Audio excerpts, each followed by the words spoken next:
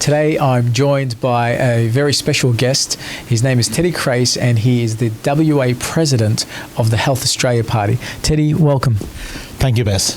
Nice to be here. Thank you for being here. Teddy, I want to talk to you about your party, the Health Australia Party's view on people's freedom of choice. Obviously the Australian people, we live in a democratic country and people want to have the freedom to vote, the freedom to choose, whether it's a health choice or whether it's a financial choice, who they bank with. Where are we heading and what's your party's view on this in terms of honouring people's choice? And it seems that sometimes people feel very frustrated that the government makes decisions, passes laws that don't honour people's freedom of choice. Good question. I mean, I think if you look at the news and what's happening currently in our society in Australia, freedom of choice is on everybody's mind. If you look at the economy of the country at the moment, the health situations, and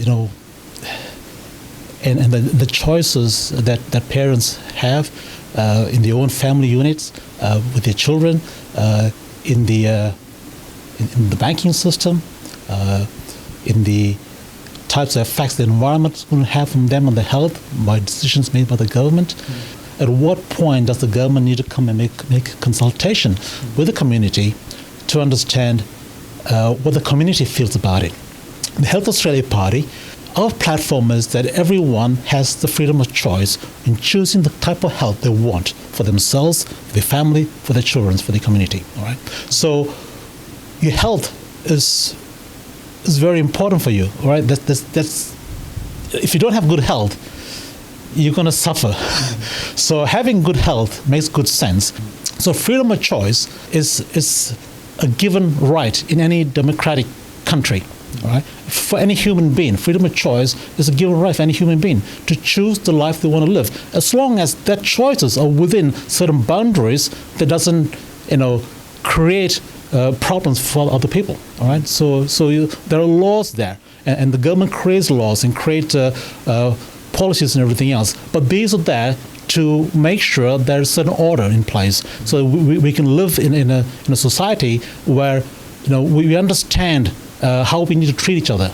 There's communities screaming for freedom of choice when it comes to immunisation or non-immunising their children, and it's not for some parents it's their religious reasons. For some parents they have serious health concerns for their children, and it seems like it's all falling on government's deaf ears. How could that be in a democratic country?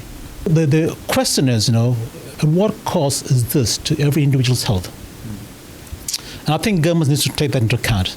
As a family, as an individual, you have the choice. Yeah. You have the choice in terms of health, the type of health that you want for yourself and your family and your children. So the choice stays with the individual and the family. The government can bring in policies, but it also needs to complement the individual choice and the individual's freedom of choice as well, to choose the type of health they want for themselves and their families. And I think that takes consultation, and that takes understanding of the community needs.